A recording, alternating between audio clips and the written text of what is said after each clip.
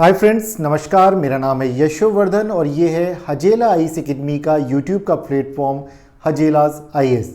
तो दोस्तों, आज हम बात कर रहे हैं अफगानिस्तान और पाकिस्तान के बीच में जो तनाव चल रहा है उस पर। इन दोनों के बीच में झड़प तब शुरू हुई जब अफगानिस्तान तालिबान के विदेश मंत्री भारत की यात्रा पर आए थे। और जब वे भारत की यात्रा पर आए थे उसी दौरान अफगानिस्तान और पाकिस्तान के बीच में डूरन रेखा पर दोनों के बीच में एक चौकी निर्माण को लेकर के, जो अफगानिस्तान चौकी का निर्माण कर रहा था उसको लेकर के विवाद हो गया। अब ये जो डूरन रेखा है ये भारत और अफगानिस्तान के बीच तय की गई थी अंग्रेजों के समय में। बाद में जब पाकिस्तान एक अलग देश बन जाता भारत से, तब ये विवाद की जड़ बनी हुई है लगातार भारत और पाकिस्तान और अफगानिस्तान के बीच में।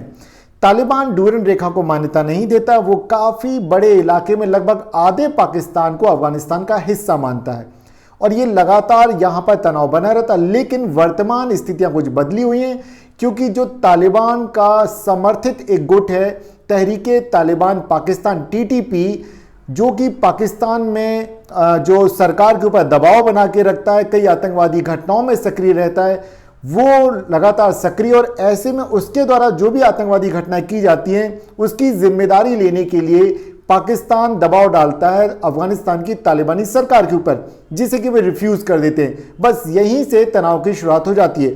तो मूल रूप से अगर देखा जाए तो डूरन रेखा पर अफगानिस्तान एक सैनिक चौकी बना रहा था, जिसको लेकर के तनाव पैदा हुआ। दोनों तरफ से गोलियां चलने लग गई, टैंक उतार दिए गए, यहां तक कि ये हालात पैदा हो गए कि पाकिस्तान के सैनिकों की वर्दी उतार करके अफगानिस्तान में उन्हें घुमाया गया कि देखो हमने इनकी वर्दी भी उतार दी, उनको जलील किया गया। बदले में पाकिस्तान ने भी वहां पे एयर स्ट्राइक की। फिर अब तालिबान ने और भी ज्यादा रिटेलिएशन दिखाया। आज हालात ये हो गए कि पहले दौर की वार्ता होती है कतर की राजधानी दोहा में, जो कि फेल हो जाती है। दूसरी एक वार्ता होती है इस्तांबुल, तुर्की के इस्तांबुल में, जो कि 19 अक्टूबर को हुई थी, और ये वार्ता भी फेल हो जाती है। और आज अभी वर्तमान की स्थिति दोनों देशों के बीच में ये बनी है कि पाकिस्तान के जो पैरामिलिट्री फोर्सेज हैं वो अपनी चौकियां छोड़ करके भाग गए। अफगानिस्तान के जो लड़ाके, तालिबानी लड़ाके, और पाकिस्तान के अंदर से जो तालिबानी जो TTP जो है तहरीके तालिबान पाकिस्तान, इन्होंने कई चौकियों पे कब्जा कर लिया है। तो कुल मिलाकर के पाकिस्तानी सेना को जबरदस्ती वहां पे डिप्लॉय किया जा रहा है, जबकि वह जाने से इनकार कर रहे हैं, उनको अपनी जान का जोखिम है। अभी अगर देखा जाए तो एक तरह से दोनों ही देश बिल्कुल जंग की कगार पर खड़े हुए हैं। और यहां तक कि पाकिस्तान ने अफगानिस्तान को और अफगानिस्तान ने पाकिस्तान को, दोनों ने एक दूसरे को धमकी दे रखी। तालिबान तो साफ कहता है अगर अफगानिस्तान के ऊपर कोई भी अगला हमला किया जाता है तो इस्लामाबाद को तबाह कर देंगे। तो चलिए, अब ये सब जो कुछ चल रहा है इस सिनेरियो में अमेरिका का क्या रोल है, भारत को क्या बेनिफिट है, इन सारे मुद्दों पे हम चर्चा करेंगे और क्या हालात हैं इन्हें जानिएगा। इस वीडियो को पूरा अंत तक देखिएगा ताकि आप विस्तार से सारी चीज़ को समझ पाएं, आप अपनी समझ बना पाएं, ताकि न्यूज़पेपर्स में जब खबरें आती तो आप गहराई से उनके असर को भी जान पाएं। दोस्तों, मेरा नाम है यशोवर्धन और ये है हजेला आईएएस एकेडमी का यूट्यूब का प्लेटफॉर्म हजेलाज आईएएस। आपसे एक रिक्वेस्ट है कि आप हमारे साथ लगातार बने हुए हैं। आप हमारे इस चैनल को यदि सब्सक्राइब नहीं किया तो चैनल को कर लीजिए सब्सक्राइब, बेल बटन दबा दीजिए ताकि हमारे नए वीडियोस का नोटिफिकेशन आप तक मिल सके। और यदि आपको वीडियो हमारा पसंद आता है तो लाइक जरूर करें, अपने दोस्तों के साथ उसको शेयर जरूर करें और हमें मोटिवेशन मिलता है। कमेंट बॉक्स में जरूर बताएं कि आपको ये वीडियो कैसा लगा और जिन विषयों पर आप चाहते हैं वे भी जरूर बताएं। चलिए हम विस्तार से देखते हैं अब ये क्या है। तो देखिए, अफगानिस्तान पर पहले मैं आपको ये बता देता हूं ये खबर कब की है। ये आज 28 अक्टूबर 2025 है। दोपहर को 2 बजे के बाद से लगातार ये खबरें आ रही हैं। और शाम को जब मैं ये खबर तैयार कर रहा था तो चाहे वो अल जजीरा हो, इंडिया टुडे हो, NDTV हो, जितने भी चैनल्स अगर देखें तो लगभग सभी पे ये खबरें छाई हुई हैं कि जो तुर्की में जो वार्ता चल रही थी, जो तुर्की जो शांति वार्ता है वो फेल हो चुकी है। और ऐसे में अब क्या हालात होंगे ये देखना होगा। तो चलिए जानते हैं क्या चल रहा था। देखिए, तुर्की में पाकिस्तान के साथ बैठक चल रही थी जिसमें तालिबान ने साफ साफ कह दिया कि अफगानिस्तान के अगर किसी भी हिस्से पर अटैक किया जाएगा तो इस्लामाबाद को पूरी तरह से नेस्तनाबूद कर देंगे, तबाह कर देंगे। अब इतनी तल्खी क्यों आई अगर हम देखें तो देखिए क्या था। जैसा कि मैंने आपको बताया कि पहले दौर की वार्ता जो होती है वो कतर की राजधानी दोहा में होती है और जो कि पाकिस्तान कह रहा है कि लगभग उसने उस वार्ता के 80% बातों को मान लिया है, लेकिन जो दूसरी वार्ता होनी थी वो होनी थी इस्तांबुल में, जहां पे पाकिस्तान के प्रतिनिधि और तालिबान के प्रतिनिधि जाते हैं, दोनों के बीच में मीटिंग्स होती हैं और जब वे जिम्मेदारी लेने की बात करते हैं वहीं से मामला गड़बड़ा जाता है। चलिए आगे देखते हैं। तो देखिए यहां पे क्या हो रहा है। बातचीत के दौरान जो तालिबान का कहना है कि पाकिस्तानी प्रतिनिधि मंडल ने इस्तांबुल में वार्ता में बाधा डालने की कोशिश की। पाकिस्तानी प्रतिनिधि मंडल ने अफगानिस्तानी पक्ष पर यह स्वीकार करने का दबाव बनाया कि वे टीटीपी के हमलों के दौरान पाकिस्तान को अफगानी धरती पर हमला करने का अधिकार है। मतलब अगर टीटीपी को खदेड़ते हुए वो अफगानी धरती पर पाकिस्तान जाना चाहता है, एक तरह से अफगानिस्तान की धरती, अफगानिस्तान की संप्रभुता पर आक्रमण करने की बात कर रहा है। मतलब उसको आज़ादी चाहिए कि वो कहीं भी अफगानिस्तान में जाकर के आक्रमण कर सके।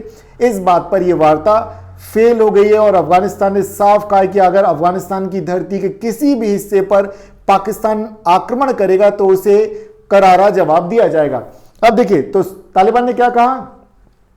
तालिबान ने पाकिस्तान से साफ कहा कि टीटीपी का मुद्दा पाकिस्तान का घरेलू मुद्दा है और तालिबान का इससे कोई लेना देना नहीं है। और ऐसे में उन्होंने एक बात और कही कि पाकिस्तान अफगानिस्तान में कहीं भी हमला करता है तो उसे एक्ट ऑफ वॉर माना जाएगा और इस्लामाबाद को निशाना बनाया जाएगा। तो अंदाजा लगाइए कि यहां पर इस सीमा पर क्या हालात पैदा हो गए हैं और इस्लामाबाद जो है अब वो खतरे में है, पाकिस्तान खतरे में है। अब अगली बात देखें तो एक तरह से ये तो तय मान के चलिए कि पाकिस्तान और अफगानिस्तान के बीच में जो तुर्की में जो शांति वार्ता चल रही थी पूरी तरह से फेल है, क्योंकि दोनों एक दूसरे को धमकी दे रहे हैं। और ये तुर्की में जो वार्ता चल रही थी तो राइट हम बात करेंगे कि 19 अक्टूबर को बात हुई। देखिए दोनों आपस में जो भी समझौते के लिए आए हैं, पाकिस्तान के रक्षा मंत्री हैं, अफगानिस्तान के तालिबान के हैं, और ऐसे में अब ये वार्ता नाकाम हो गई है। और पाकिस्तान के जो देखिए ये हैं रक्षा मंत्री ख्वाजा आसिफ, वे साफ कहते हैं डील नहीं तो मरो, साफ बोलते हैं अगर आप हमसे डील नहीं करोगे तो आपको मार दिया जाएगा। तो पाकिस्तान साफ साफ धमकी दे रहा है कि देखिए तालिबान के साथ अब पूर्ण युद्ध छिड़ जाएगा अगर तालिबान हमारी बात पे एग्री नहीं करता है। ये बहुत बड़ी बात है। वे कह रहे हैं कि पिछले 4-5 दिनों से भले ही कोई झड़प नहीं हुई है, लेकिन अब वे तैयार रहिए। और हमने, वे कहते हैं, आसिफ कहते हैं कि हमने जो भी दोहा में वार्ता हुई थी 80% बातों पर अमल किया जा चुका है। हम एक डिमांड कर रहे हैं कि अगर तालिबान के आतंकवादियों को पकड़ने हम अफगानिस्तान की धरती पर आक्रमण करें तो उसे मान लिया जाए। इसी बात में मामला बिगड़ गया। लेकिन अमेरिकी राष्ट्रपति डोनाल्ड ट्रंप कब चूकने वाले हैं इसे भी समझ लेते हैं। तो देखिए डोनाल्ड ट्रंप तो हर जगह यूं मानिए कहीं भी कोई युद्ध वगैरह चल रहा है तो उसमें कूद पड़ेंगे और कहेंगे भाई मुझे नोबेल दो, मुझे नोबेल दो। सेम यहां पर ये हो रहा है। और ये बात वे कहां कह रहे हैं, देखिए वे कहते हैं कि मलेशिया में जब वे आसियान शिखर सम्मेलन के दौरान वे मिलते हैं वहां पर वे कहते हैं मैंने सुना है कि पाकिस्तान और अफगानिस्तान में युद्ध शुरू हो गया है। मतलब उन्हें लग रहा है कि नोबेल अवार्ड का एक अवसर मिल रहा है, लड़ो मैं आता हूं बीच बचाव करवाने के लिए। वे कहते हैं मैं इसे बहुत जल्द सुलझा लूंगा। कुल मिलाकर के वे अपने लिए एक अवसर देख रहे हैं कि उन्हें नोबेल अवार्ड मिल सके। अब अगर ये जो वार्ता जो विफल हुई है इसके द्वारा देख रहे हैं कि कूटनीतिक रास्ते बंद हो गए हैं और ये तय मान के चले कि अब युद्ध एकमात्र रास्ता बचता। अगर वार्ता फेल है तो यूं मान के चले हाँ दोबारा वार्ता की जा सकती है बिल्कुल।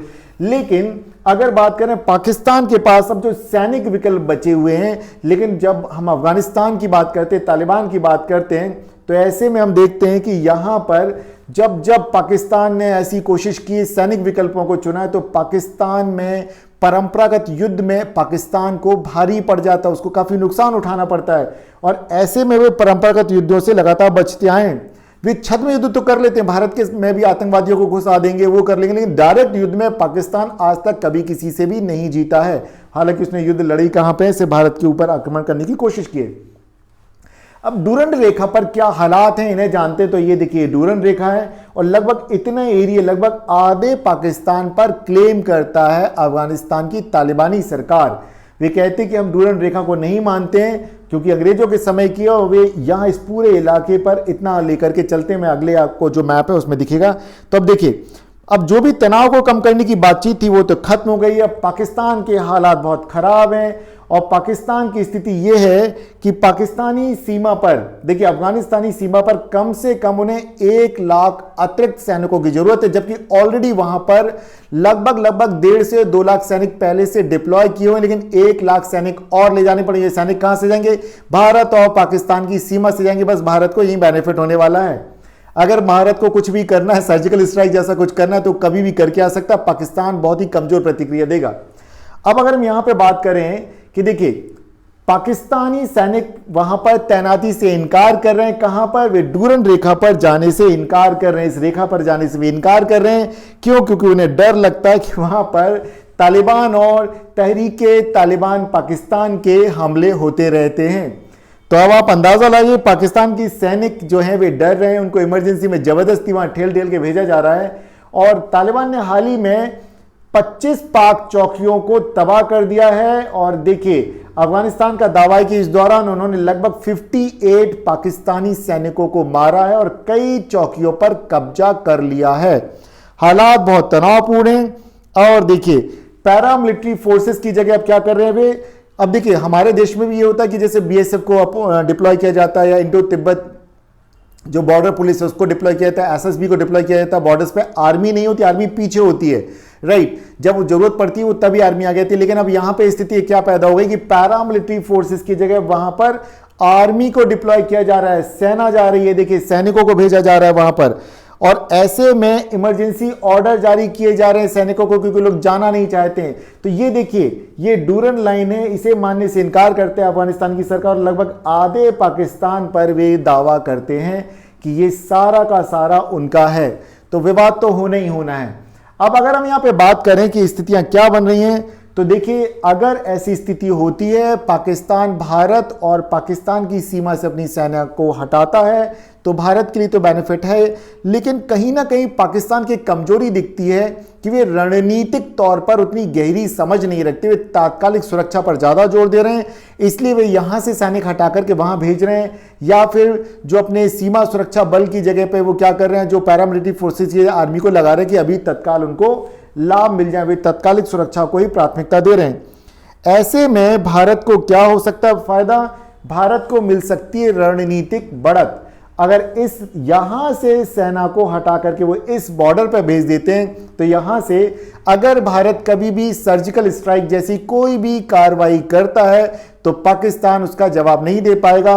और अभी 2 दिन पहले ही हम देख रहे हैं, लगातार चर्चा बनी हुई कि कच्छ के रण में भारत की तीनों सेनाओं का ट्राई, जो सेना है हमारी, तीनों सेनाओं के अंग मिल करके एक एक्सरसाइज कर रहे हैं। और नॉर्टम जारी किया भारत ने भी और पाकिस्तान ने भी नॉर्टम जारी कर दिया। नॉर्टम का मतलब होता है कि हवाई क्षेत्र में किसी भी तरह के कोई भी हवाई जहाज नहीं जाएंगे, उस पर प्रतिबंध लगा दिया जाता है और एक देश दूसरे देश को इस बात की सूचना दे देता है। तो ये तो कुल मिलाकर के अगर देखा जाए कि अब उसकी पाकिस्तान की अंतर्राष्ट्रीय सीमा काफी कमजोर हो गई है। और पाकिस्तानी जो रक्षा विशेषज्ञ हैं वे कहते हैं अगर भारत इस दौरान सीमित सैन्य कार्रवाई भी करता है तो पाकिस्तान काफी कमजोर प्रतिक्रिया दे पाएगा। कुल मिलाकर के अगर देखा जाए तो पाकिस्तान के हालात इस वक्त बहुत खराब हैं। और ये क्यों? यहां मैं कुछ प्रश्न आपके सामने करना चाहता हूं कि अगर हम बात करें पाकिस्तान का जन्म किस आधार पर हुआ।